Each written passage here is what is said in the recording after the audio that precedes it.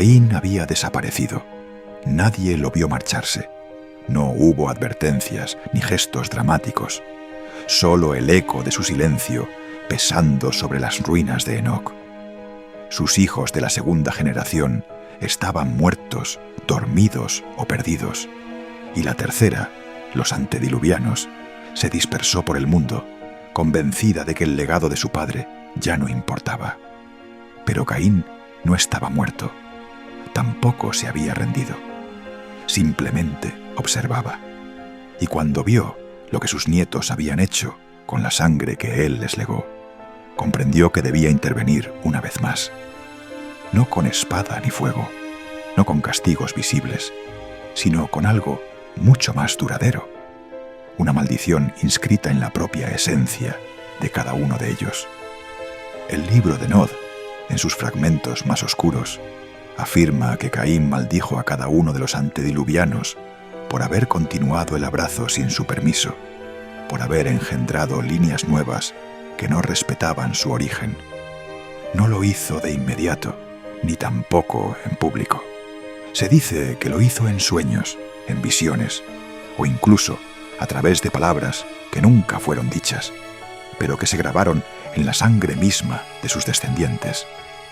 Cada maldición fue distinta, cada una un reflejo de la virtud que más definía al progenitor, convertida en su mayor condena. Malcaf, el fundador de este linaje, fue conocido por su percepción profunda y su sabiduría desconcertante.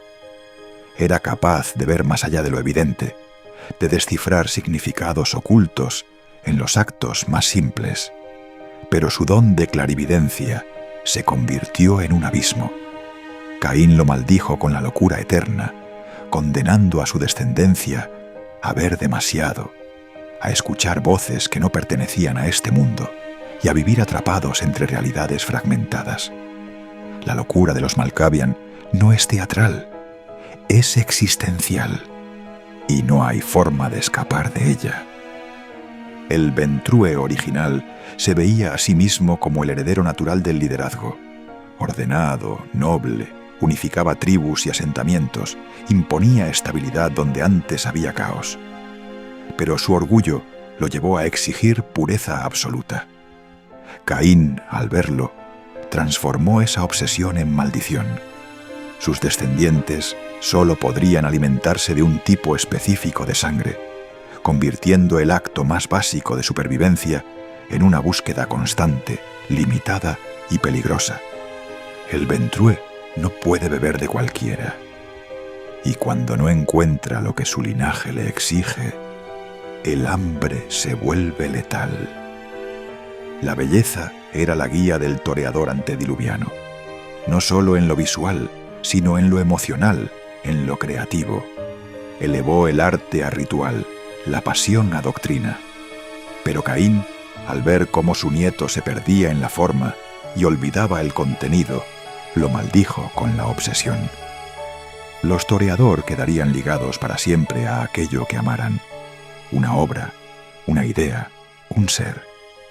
Se perderían en contemplaciones interminables, incapaces de actuar, atrapados por el deseo de preservar lo efímero. Admirar se volvió parálisis. La curiosidad del Nosferatu original lo llevó a descubrir secretos que incluso Caín no habría querido recordar. Sabía demasiado. Escuchaba en los rincones del mundo. Pero su intromisión tuvo precio. Fue maldecido con la deformidad absoluta. Su rostro, su cuerpo, su esencia misma quedaron corrompidos. Ya no podía caminar entre los humanos. Sus descendientes heredaron esta apariencia monstruosa, obligados a vivir bajo tierra, rechazados por todos, pero más atentos que nunca. El Brujá original fue un filósofo, un rebelde, sí, pero también un constructor de ideas. Creía que el conocimiento debía ser desafiado, que el orden no era eterno, y que la revolución podía traer justicia. Caín, al ver su arrogancia, transformó esa pasión en furia. Los Bruja fueron condenados a perder el control cuando más lo necesitaban. Su linaje arrastra la maldición de la rabia, una pérdida repentina de claridad que convierte la ideología en violencia y la palabra en puño. El antediluviano Gangrel amaba la tierra, rechazaba las ciudades, prefería los bosques, las montañas, el silencio de los lugares donde el tiempo no se acelera. Su conexión con la bestia interior era armónica, pero Caín no vio equilibrio, vio aislamiento y lo maldijo con la animalidad progresiva. Cada vez que un Gangrel entra en frenesí, su cuerpo se transforma. Garras, colmillos, deformaciones que lo alejan un poco más de su humanidad. Cuanto más lucha, más pierde. El Tzimisce buscaba perfección a través del cambio. Experimentaba con la carne, con el alma, con el cuerpo de los demás. Veía en la sangre no una herencia, sino una materia prima. Caín, al presenciar su indiferencia por los otros, lo maldijo con la necesidad de pertenencia territorial.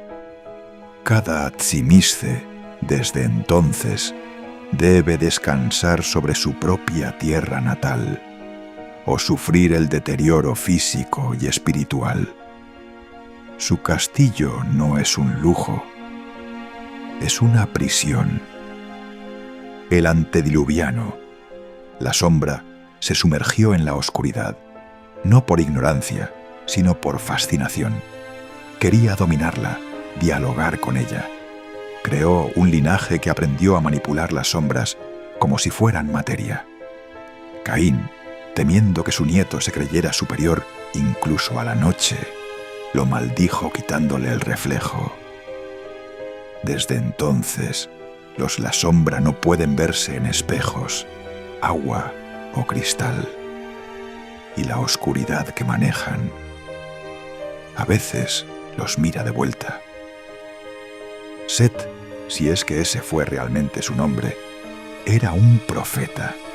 Decía haber conocido a dioses, a demonios, a los hijos de la noche antes de la noche. Su clan abrazaba la corrupción como método de revelación. Caín, viendo que confundía libertad con decadencia, lo maldijo con el fuego del sol. Los seguidores de Set son especialmente vulnerables a la luz, mucho más que otros clanes. Para ellos, el día no es solo peligroso, es mortal. El fundador de los Ravnos era un embaucador. Creía en la ilusión, en la ruptura de la realidad, en la mentira como arte. Pero su linaje se volvió caótico, imposible de controlar. Caín maldijo a los Ravnos con una compulsión, una necesidad de robar, de engañar, de romper el orden donde lo encontraran, no como acto voluntario, sino como impulso. Muchos Ravnos murieron por no poder resistir esa urgencia. El antediluviano Capadocius buscaba entender la muerte, no como final, sino como clave. Quería descifrar el alma. Su obsesión lo llevó a crear un linaje de necromantes. Caín, al verlo intentar imitar lo divino, lo maldijo con el estancamiento. Su clan quedó atrapado entre la vida y la muerte. No sienten placer, no sueñan, solo estudian y se marchitan. Más tarde, su linaje sería traicionado por los Giovanni, quienes heredaron la maldición y el precio. Saulot fue uno de los pocos que pidió perdón. Buscaba equilibrio, sanación, redención, pero incluso él fue maldito. Su linaje, dotado de poderes curativos, fue perseguido por todos los demás. La maldición de Caín fue indirecta, permitir que otros lo vieran como una amenaza. Los Salubri fueron cazados, su historia borrada, su legado usurpado. No por lo que hicieron, sino por lo que eran. Cada maldición fue única, y sin embargo, todas tuvieron el mismo propósito: marcar para siempre la fractura entre Caín y su descendencia. A partir de ese momento, los clanes no solo fueron linajes distintos, fueron ecos de un juicio ancestral. Caín no volvió a hablar, pero su silencio aún pesa sobre la sangre.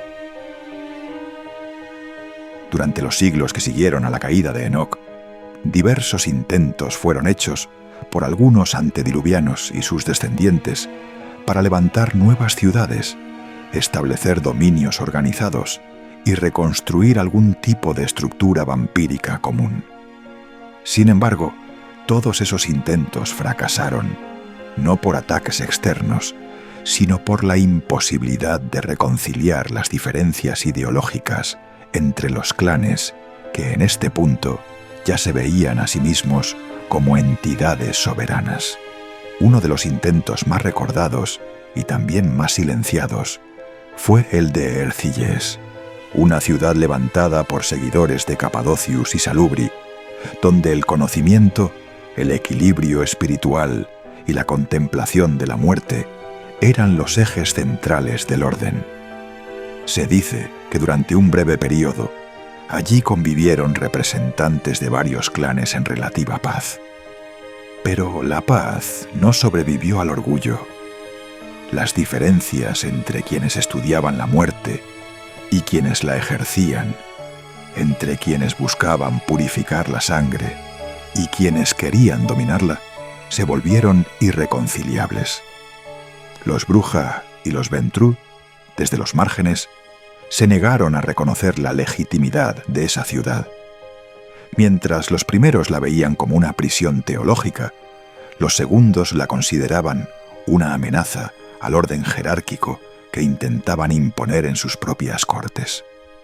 Los Tzimise, en su exilio ritual del este, ya experimentaban con dominios moldeados por la voluntad de la carne. Y los La Sombra, convertidos en figuras eclesiásticas y políticas en las costas del sur, preferían jugar su propio juego, infiltrando religiones humanas y sustituyendo santos por sombras. Los Nosferatu, como era de esperarse, no intervinieron abiertamente, pero observaron. Y lo que vieron fue lo que muchos ya sabían, que los clanes no eran compatibles, no al menos en esa etapa primitiva de su desarrollo. Cada uno creía tener la verdad, y esa verdad, cuando se imponía sobre los demás, traía guerra. Los conflictos que siguieron a estos intentos de unificación no fueron guerras abiertas, como las que vendrían siglos más tarde. Fueron silenciosas, selectivas, meticulosas. Cada clan comenzó a establecerse en regiones geográficas distintas. Algunos, como los Gangrel, rechazaron toda forma de asentamiento y prefirieron la errancia. Otros, como los setitas, fundaron cultos en regiones desérticas, infiltrando mitologías locales y convirtiéndose en deidades olvidadas. Los Malkavian, incomprendidos incluso por sus propios aliados, sembraban visiones, advertencias y profecías donde quiera que se instalaran. Y aunque muchos los ignoraban, más tarde se vería que habían anticipado lo inevitable. Con el paso del tiempo, los antediluvianos comenzaron a retirarse. Algunos desaparecieron voluntariamente. Otros fueron asesinados por sus propios descendientes. En ciertos casos, como el de Solot, el fundador de los Salubri, la desaparición fue el resultado directo de una traición estructurada, ejecutada por uno de los linajes que aspiraba a ocupar su lugar en el tejido del poder, los Tremere. Este clan, nacido de una casa de magos humanos, no provenía originalmente de Caín, sino que robó su inmortalidad mediante rituales oscuros, sacrificios y la sangre de un antediluviano. La usurpación de la línea Salubri es uno de los episodios más oscuros y documentados del canon, y marca el principio del fin de los pactos no escritos que habían mantenido el equilibrio, aunque frágil, entre los clanes originales. Fue también en este periodo cuando comenzaron a utilizarse términos que hoy son comunes en la sociedad vampírica. Palabras como príncipe, dominio, abrazo, tradición o justicar surgieron no de una estructura única, sino de la necesidad de imponer orden en regiones fragmentadas. No existía aún una organización que centralizara esas normas, pero los más antiguos comenzaban a comprender que sin un código común, la existencia de los vástagos no podría mantenerse oculta por mucho tiempo. En paralelo, los conflictos entre clanes se intensificaron. Los La Sombra y los Ventrue competían por el control de las cortes humanas. Cada uno infiltraba linajes nobles, manipulaba matrimonios, interfería en campañas militares y convertía obispos o senadores según sus intereses. Su disputa no era física, sino política y cultural, pero en más de una ocasión, los desacuerdos terminaron en purgas silenciosas, desapariciones de ciudades enteras y guerras informales donde no se reconocían bandos oficialmente, pero todos sabían quiénes estaban detrás. Los Bruja, frustrados por la caída de Cartago, una ciudad que aún no hemos narrado por completo, pero que ocupa un lugar central en la memoria colectiva del clan, comenzaron a actuar como agitadores entre otros clanes. Incitaban a la rebelión, apoyaban a facciones disidentes y sembraban discursos que prometían una nueva era de igualdad. Sin embargo, su propia falta de cohesión interna impidió que se convirtieran en un frente unido.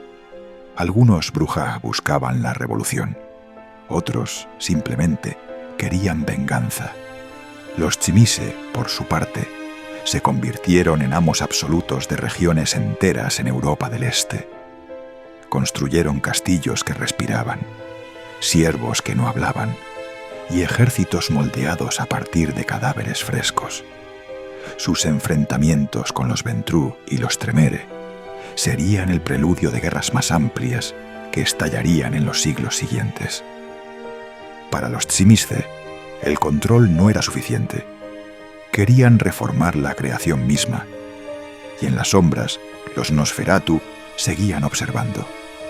En los textos más ocultos del Liber Noctis, un códice atribuido a los primeros Malkavian errantes, se sugiere que hubo reuniones secretas entre ciertos clanes para debatir la posibilidad de establecer una nueva ciudad compartida. Algunas fuentes mencionan un asentamiento llamado Edom, en el corazón de lo que hoy sería Turquía, donde representantes de al menos 7 clanes intentaron construir una estructura de poder basada en el equilibrio y la neutralidad. Pero el experimento duró poco. La traición llegó antes de la estructura. El fracaso de estos intentos dejó una marca profunda en los ancestros de cada clan. Algunos comenzaron a creer que la unidad era imposible. Otros concluyeron que solo uno debía dominar a todos los demás. Y unos pocos, los más silenciosos, empezaron a susurrar el nombre de Caín como una figura mítica que algún día regresaría, no para gobernarlos, sino para juzgarlos. Así nació la era de la desconfianza.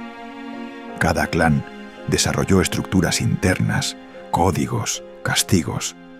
Las leyendas sobre los antediluvianos comenzaron a cambiar. Ya no se hablaba de ellos como fundadores, sino como amenazas. Se decía que dormían bajo tierra, alimentándose de los pecados de su progenie, que escuchaban los susurros de los más jóvenes, que podrían despertar si la sangre volviera a derramarse con la intensidad de los antiguos días. Algunos los adoraban, otros los temían, pero todos sabían que existían. No olvides suscribirte al canal y dejar tu like. Nos vemos en el próximo capítulo en Club de Historias